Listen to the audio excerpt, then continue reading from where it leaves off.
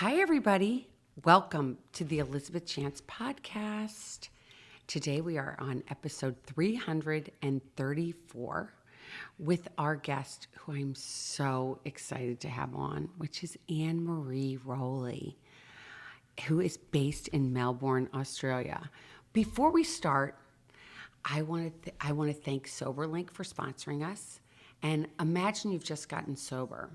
You're working your program, checking in with the recovery coach, maintaining employment, and well, thriving. And now imagine that none of your closest friends or family believes you. So much trust is lost during active addiction, and it can be hard to convince loved ones that things are different, that you're different. SoberLink can help. SoberLink's remote alcohol monitoring system is designed to help you sustain sobriety and lifestyle while rebuilding trust with loved ones.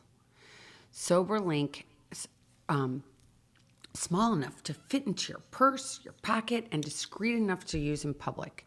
SoberLink's devices combine facial recognition, tamper detection, and real-time results, so friends and family know instantly that you're sober and you're working towards your recovery goals. As a certified recovery specialist myself, I have to say, I can't imagine having such a better tool at your disposal. So please go visit www.soberlink.com/BLS for Busy Living Sober to sign up and receive a $50 off your first device. Thank you again, SoberLink. Back to Annemaree. So Annemaree is part of my daily meditation. And you guys all know that listen to me regularly, know that every morning I get up and I write, I journal, and then I meditate. And I found Annemaree on Insight Timer. And your suggestion one day, I think you were like one of the prompts that they have, and they were like, "Here, go look at it. Go check out this new person." And I'm like hooked on your voice. I'm hooked on your message. You're incredible. The way that you, it's just so peaceful and calming the way your meditations are. And I thank you from the bottom of my heart for actually doing this for everybody in the world, putting this out there for all of us at our disposal, because it is such an amazing tool. But I get so many people saying to me, "I can't meditate." What's your response when they say that? I get it all the time, of course. I get it in yoga. I'm not flexible enough, so I can't do yoga. Well, that's why you do it. I can't meditate because I can't quiet my mind. Well, that's why you actually practice. All our minds, it wouldn't matter if you're the Dalai Lama, your mind is busy.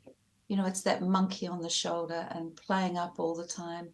And particularly if you have a creative mind or if you have a worrying mind, you're constantly thinking, just as we are breathing.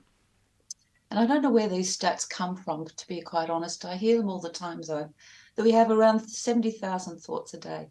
It doesn't matter how many we have. We know we have many, many of which are caught up in the past, many of which are going into the future, planning, worrying, etc.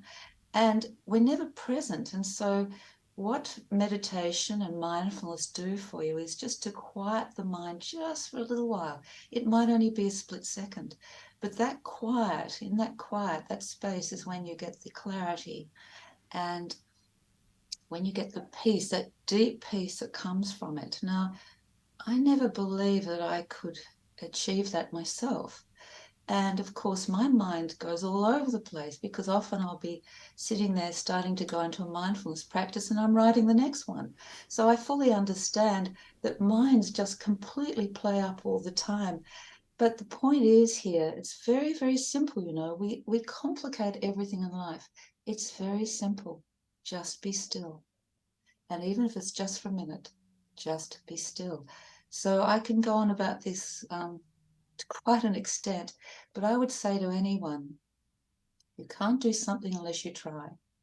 Just try. And perhaps it might be a minute a day. I hear from so many people, oh, I'm trying to sit for an hour. Well, that's nonsense. the average person can't sit for an hour and meditate. And in fact, in the traditional schools that I was trained in, we believe that if you could be still and sit still for 24 minutes, now that's a minute per, for a minute of the day, each minute of the day. So let's say 24 minutes in the morning, if possible in the evening, but that may not happen. Then go into the quiet times of the day too, that beautiful early morning, if you can, if you're prepared to get up a little bit earlier than normal. And so dawn and dusk, we say, because they're the quietest times outside of you as well. So just to sit still for a little while, it might mean that you're literally just looking at, I don't know, a tree that you've got outside your window, or you might just be listening to the birds, or because that's mindfulness, and that's the first stage of going into that depth and quiet in the body and the mind. Does that help a little bit? You just totally relax me just with your voice. It's Yeah, I such a hear I do that. you do. I want to ask you, how did you come to getting into yoga and meditation? What was your journey Ah, before this? How did you it's get been a here? really long one because I'm quite old, but yeah, it's been a very long way. Look, everyone asks me that, and I never used to tell my story very much because I felt that no one would be that interested, to be honest. And then I realized I love other people's stories, so why wouldn't people like to hear what I have to say? So I've started to tell that story, particularly in the workshops I deliver.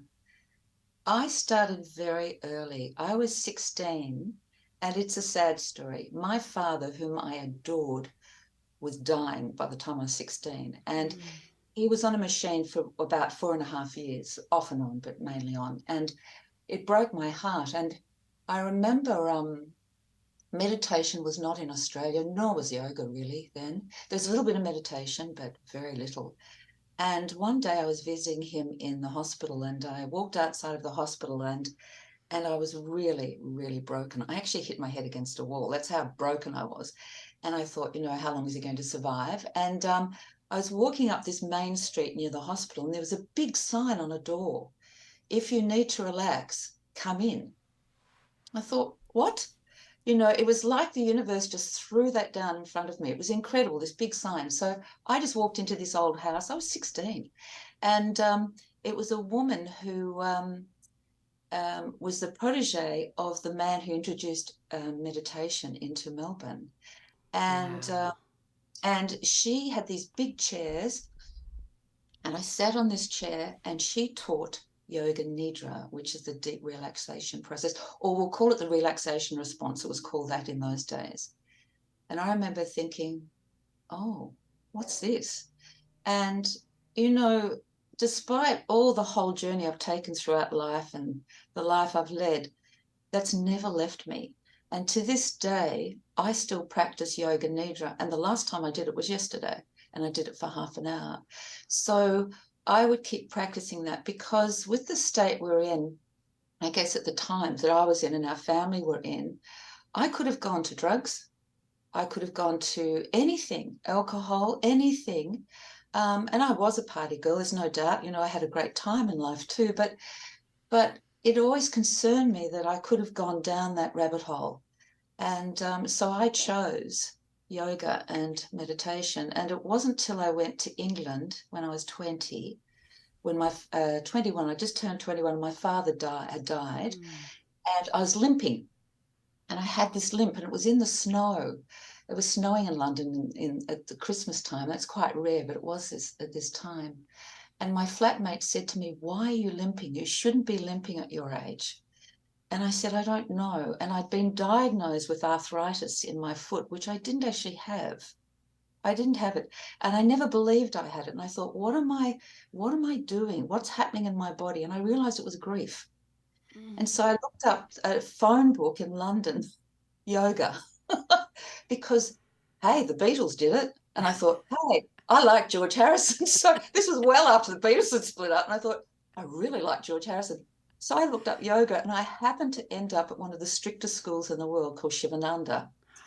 And I walked into this white house. I'll never forget. This is another thing I could never forget. It was a white house somewhere in London, can't remember where now. And they were all dressed in white. And you could have put your fingers through their eyes because they're that clear in the eyes. And I remember thinking, oh my God, I've just walked into a bunch of fruitcakes. I'm like, what is this place? I did one class. I did one yoga class and I thought, oh my goodness. And so this all melded, if you like, because the aspiration of all yoga is to quiet the mind. So I started to study then, and really quite strictly as well. So in the very classical schools of Hatha yoga. And then one of the teachers came up to me one day and said, you should be teaching. And that's how it all started. And so they sent me to Israel. They built a big ashram on a kibbutz because Israel was in dire straits at the time. And I did some training in yoga and then came back to London and taught it, but then thought I'm not mature enough to teach. And so it was many years again before I picked it up again.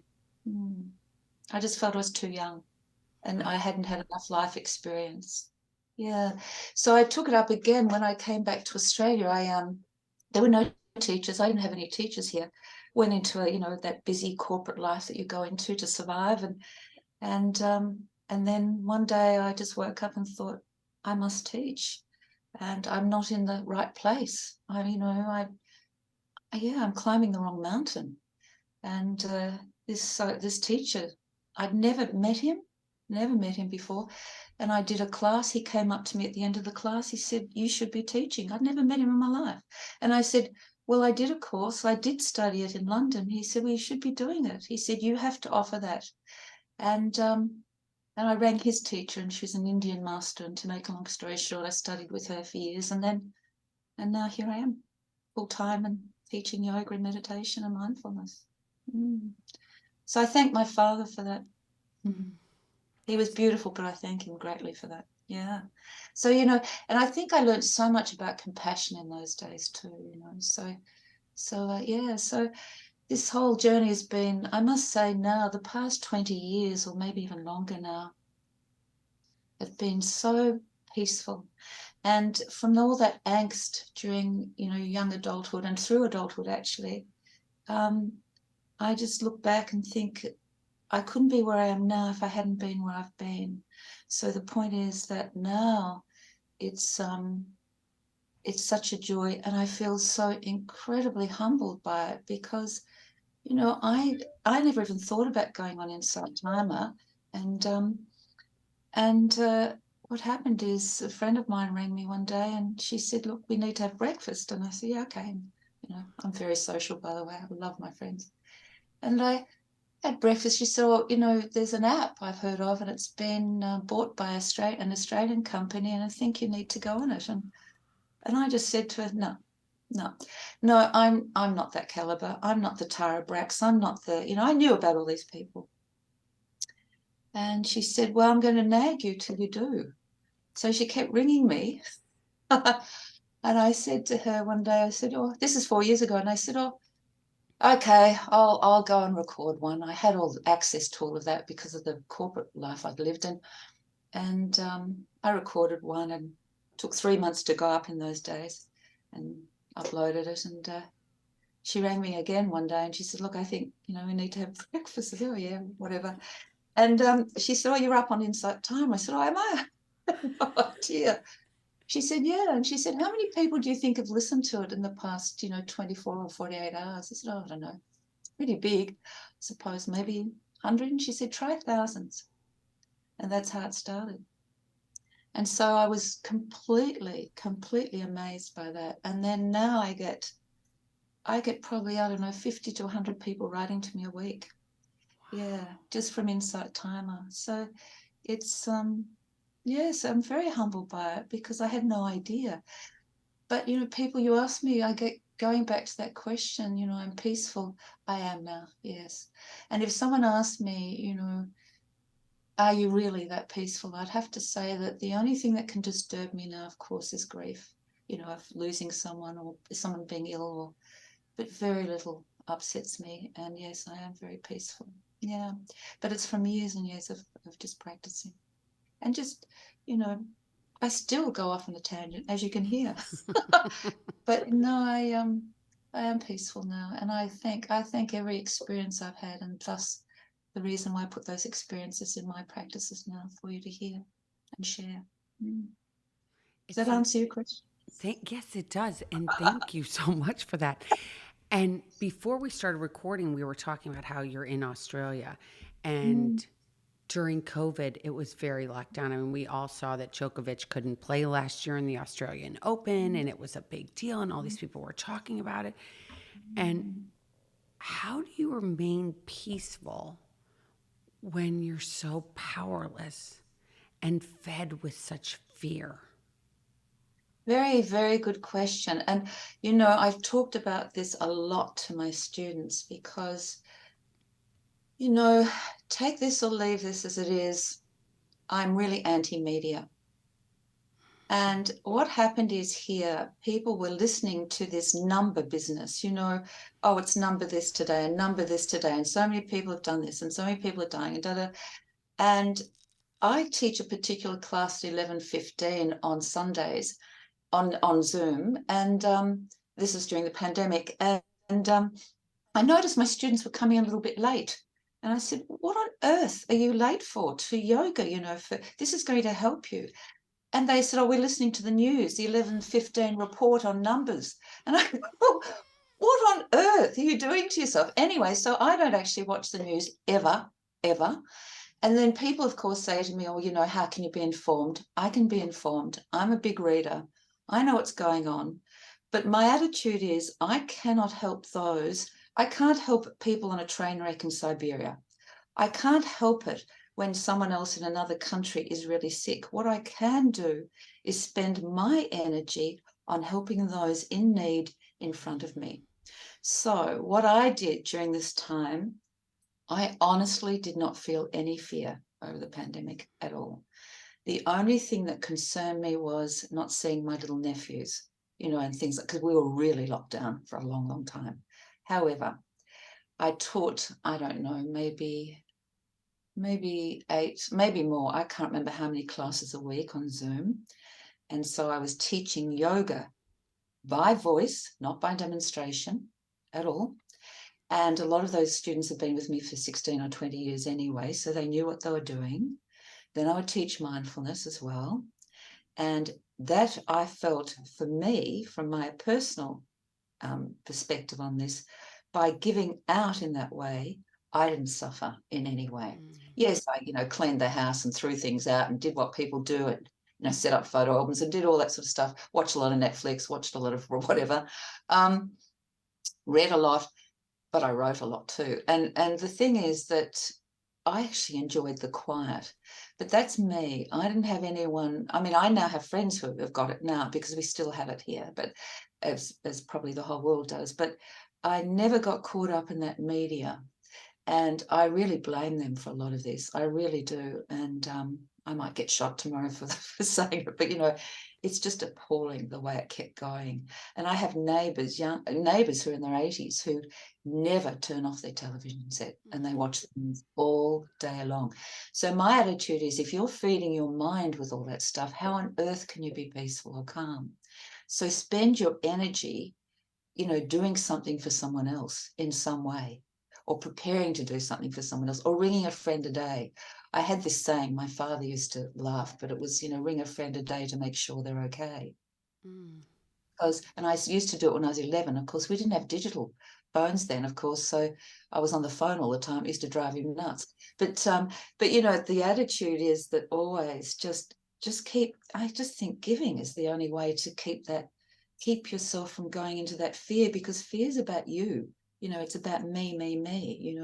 And you've just got to let that go. It was very interesting. I'm writing about fear at the moment, but Australia was an incredible example of that. I could not believe some of the things and the way people behaved during that time. It was a real eye-opener and a very sad one on many levels, but also there was a lot of kindness too.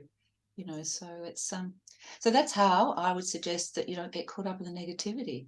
And unfortunately our brains go straight to the negativity, so we need to train them not to. And it's challenging, yes, but I can't get caught up on that nonsense. And I've always said to people, there's sort of information, and in this world today, we're so so caught up in information. We get information from so many platforms, so many magazines, so many papers, so many, broadcasts, and yet we don't really go into the knowledge. So we don't delve down. We just read snippets and we think we know, and we don't know. And then we go into the knowledge and we think I know, but we don't know. And what we need to do is go down to the next level, which is wisdom. And that only comes from, sitting back and observing, and also not judging, just observing and learning that way, and just watching. And then also really, really spending a lot of time on reflection, self-reflection. And I noticed you said you write in a journal every day. I don't, but I think it's a lovely thing to do. Mm.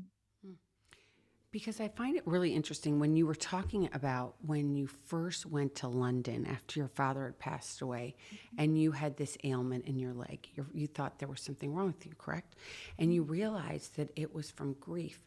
Doesn't this fear that surrounds all of us of this thing we can't see, we can't touch, we can't touch COVID, right? We can't touch all these diseases that are out there, including alcoholism and addiction. You can't touch it, but the fear can make you sicker. Isn't that true? Absolutely. It's fear that makes us, it's how we think. I know there are addictions, and I understand that there are all these, people get all sorts of dreadful illnesses, familial, for example. And it can be in your DNA, etc. I understand that, but it's the fear that makes us worse. And I've always, 8 years ago I had breast cancer. It's no big deal. I'm well now. But the point was, I remember the surgeon saying to me, he said, "You are going to heal very quickly." He said, "because of the way you think." I'll never forget. He was gorgeous. He was just gorgeous. And he was so divine. I can't tell you. Everyone wants to marry him. And he was just said, "You are going to heal because it's the way you think." And I'll never forget that. He said, "You may have a much higher chance of getting well." And that's a fact. That's from a surgeon, so they see so much. So it was just interesting for me, that journey too. And I didn't get fearful. I was frightened at first of the drugs, not actually of the actual cancer itself, of the drugs I'd have to take. But I had to get through that for the journey. But I didn't live with fear. Watched a lot of great stuff on Netflix, though. Just to, at night, thought, oh, well, I did meditation, then bang, I'd be in bed. I had to rest. So I just think, and I'd watch something beautiful too. That's the other thing, what are we filling our minds with? But anyway, so yeah. So fear, yes, I think fear can drive us mad, and fear lodges in your body. There is no doubt. Oh, I agree with you 100%. I think not it makes, and the stress that we have these days and how much everything costs from before COVID, right? We're all in this Oh, place. yes. Yeah, food has doubled here in Australia. Probably has where you are too. Yes, I know, for all sorts of reasons. And it's very true. But, the thing is, life is so short, and I'm rushing towards the other end of it, and I think I keep saying that to my students. They go, "Oh, no, you're not." And I said, "Look, we don't know what's around. We just don't know." And the thing is, I always remember a guru. I took one of the groups I took to India, and they were interesting. They were a Jewish group, and they all said to me, "Can we meet a guru, a so-called guru?" Guru is just teacher, really. Right. And I did set it up. And we had to have a translator because it's in Rajasthan. And the guru actually said, anything over 60 is a bonus. And I repeated that to them, and they're all over 60. This group, and I went, oh, and it was really, I laughed. I thought, oh, yeah, right, whatever. I came back and I was diagnosed with cancer, 2 weeks later. So, I mean, as I said, I've got through all that and I'm absolutely fine. I wouldn't bring it up if I wasn't. But what's really interesting about that is that, I could have really gone into the rabbit hole with fear, but I chose not to. And it's also choice. And the other thing, Elizabeth, that I think so important, and I know I'm raving on, I could talk about this forever, but is simplicity. Bring your life back to simplicity. Only do what you really want to do if you're privileged enough to be able to do that. I know sometimes people are caught in their lifestyles, but just make your life simple. Turn your phone off. Don't watch things that will depress you, because we have such a short time here. And I think the world is exceedingly beautiful. So we need to spend time being present in it. We spend so much time dragging the past with us and going into the future that's not promised to us. And, I remember very young, my mother said to me once, she said, I think I was about 14. She said, "Why do you feel as though you've got to do everything in one day?" And I said, "Because tomorrow is not promised to me." And she looked at me and she said, "I can't argue with that." And she walked away.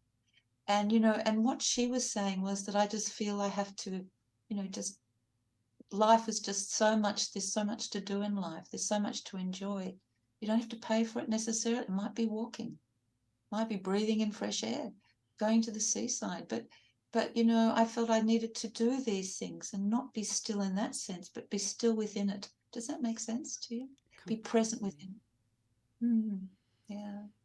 And I think that the breathing that you talk about in a lot of your meditations, the breathe in to 6 through your nose, hold it, and then breathe out. And if somebody's listening today and said, I want to start meditation, but I'm so fearful and there's no way I can do 25 minutes which I love. I love your longer ones. But if somebody wants to start, where would you have them begin? Without doubt, breathing. Without doubt. It's, I often say to my students in yoga too, and this is really important. What people don't realize is I think yoga, the modern world is, the contemporary world has taken on these postures, put your foot behind your neck and stand on one hand. And, it's so crazy because the postures are simply to make you strong and flexible so you can be still. And this is what I say to my students. So I say the two most important things in your yoga, from my perspective, are how you breathe and how you rest. So breathing is the first thing to adopt. And there are many, many breathing practices, and it might be as simple as breathing in for 6, holding for 3, breathing out for 6, holding for 3. It might be that simple. And you focus on the breath, and you focus on the breath going through your body, and you focus on the calm that comes with that. You don't struggle. As soon as you start to try or start to struggle or think, I can't do this, you're right. You can't do it. So you need to just breathe in gently. It might be to the count of 4 to start. And then you build. It might be eventually the count of 10. Who knows? It's not important how you get there. It's important journey as you go through it. But it's not there's no achievement. There's no end goal. Really, it's just to live peacefully and simply and with clarity. And we tend to just go and we put all these things and we have to do this and we have to get that and we have to get this when none of it really matters at the end of the day, does it? No, what matters is, and I really believe this because I'm a great believer in love, of course, and friendship and and family, and it's really all about, I I threw out recently thousands of photos, thousands of them, because I thought, when I die, who's going to look at them? No one is the answer. And if I wrote my own epitaph, it would simply be this, she was kind. That's all. Because I think kindness is the key in life. And this is very much about mindfulness. And often we're unkind to ourselves, we're unkind to others. And I'm really aware of that all the time, constantly trying to, oh, I shouldn't use the word trying. I just think, to be kind all the time. But nevertheless, I think that again we go back to that simplicity and just live this life, in a very kind way towards everyone else. And I'd like to think that, it's not about what you do, what you achieve, how many honors you had, how many ballet certificates you had, which I found from when I was 6, all these things. It's all about how you make people feel.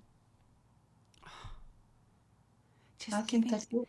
right? And just giving somebody just a smile Yeah. is just like, yeah, hi, hold the door open. I think it means so, so much. Oh, it's interesting you Oh, should say that because I'm writing another course for Insight Timer, and I'm writing an actual thing on grace. It's my favorite word. oh. Grace, graciousness, grateful, all the things that evolve around that word. And it's a very interesting point about, yeah, open the door, something that simple. just let people through. Just be kind on the road. Oh, that's a big thing here. I know what it's like in the US, but I tell you what, you take your life into your hands every time you get into a car. And I thought the pandemic would actually calm that down. It didn't. No, no. I live in South Florida where there's this road called 95. It's a highway and it's 6 lanes each way, so like 12 Oh, lanes. And there's wow. more accidents in this, I think it's 20-mile radius than there is on the entire road that goes, almost, I think, 1,000 miles. It's crazy. Everybody's in a rush to get somewhere. I don't know where they're trying to go. This is what I'm talking about, this getting, where are you going? Really. And it's not being present, but I must say, I have found in all the travels I've done, people are incredibly kind to me. And I do think it's how you respond to others too.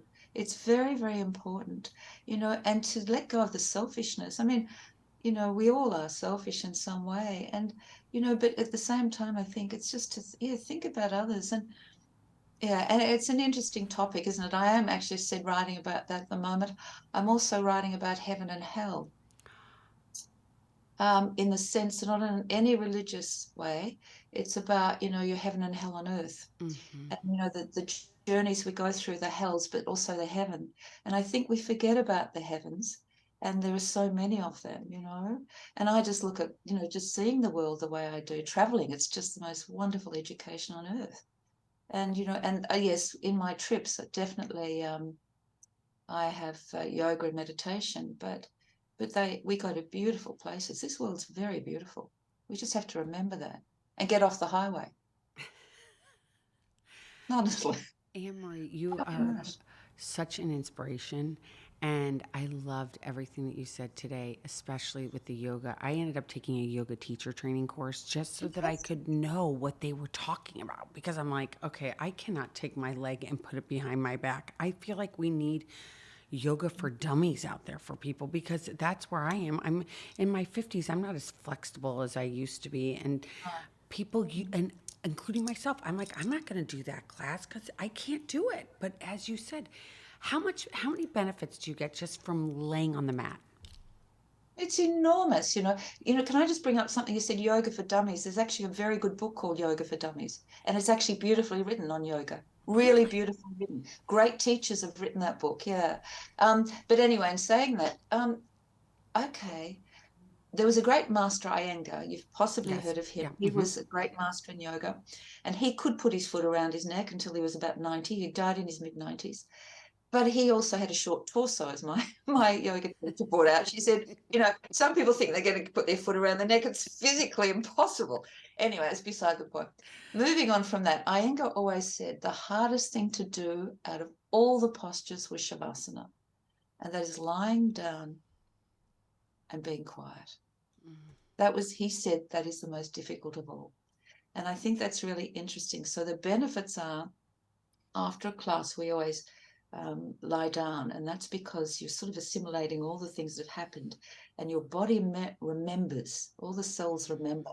So you lie there and you go into that, perhaps scanning, perhaps just breathing, perhaps there's guidance. I do all of that. It depends on the class. I watch what I think they need. And and then to lie down and just rest like that, it's almost an impossibility for many. And that's where the practice starts. And that's where it ends. And as a kid, my father was an opera singer, and he used to lay us down on the floor. There were lots of kids that kept coming and listen to music. And that's how we were trained to just listen. And I guess that's to keep the kids quiet too, by the way, all little. And but all of us are music buffs as a result. And and also it's that peace when you're just lying there. Now, when was the last time you laid down on the floor, apart from yoga and meditation, and watched the clouds? Or watched, listen to music? When was the last time you were on a lake or a beach and just watched the sky? When did you actually go out into the desert and watch the stars? Assuming you have a desert of some sort. I mean, it's just, or even just your balcony watching the moon. I seek it every night if I can find it, because it's so nurturing and so peaceful. And that's what the stillness is in shavasana. And shavasana means Shava is corpse. So it actually means corpse posture. And people go, oh, what's that all about? And it's purely symbolic. It just means letting go of behaviors and habits and ideas and attitudes and opinions that are no longer useful to you, letting them die away. And that's the symbolism of Shavasana and starting afresh like a little child, watching the curiosity and learning anew. That's what it's all about. So there's no, it's mystical in a way, but it's not. It's also very simple, just to lie down. What's wrong with that? And I'm not talking about watching TV while you're eating and all that sort of stuff. That's not peaceful. It's just to lie down and be still or sit still for a minute or two. So that's how I tell any beginner to start. Sit still and breathe. That's it. You don't have to do, $5,000 courses to learn it. You just sit still and breathe. Annemaree, thank you so much for coming on today. It's been Very well. such a pleasure. I really hope you start doing retreats again. Yes, I shall. As soon as the fear levels, go down a little bit. Yeah, absolutely. Because I want to go. I'm actually going away a lot this year myself. I'll be writing in Bali for 2 months and I'll be going to Costa Rica over your side of the world. Yeah, because I've always wanted to go there. It's a trip that keeps getting postponed and I want to be in that nature. So I'm going, but I can't take people with me yet, but I will be again, I think. Well, what about Americans? We can come. Yeah. Oh, well, that's a good point. Yes. Yeah, good point. Oh, Think about it. Send me an yeah. email and I'll tell everybody because I would totally sign up. I would be there in a Yeah. heartbeat. I tour as well. I like to tour and show people things, and then we do yoga every day. But as I said at the beginning, it's not strict. You can just as long as you're kind, and just as long as you're prepared to have a go. That's the other thing. You don't have to be a yogi to do my trips. Well, thank you again for coming on. It has been You're such a welcome, and joy to thanks get for to know you. coming. Yeah, And I look, I'm really grateful. Thank you. thank you. And I look forward to hearing you tomorrow morning on Insight Timer. And again, you Yes. guys, listeners, you can find her at coolcalmandcollected.com.au. Thank you again, Annemaree, and take care. Thanks, Elizabeth. Be well.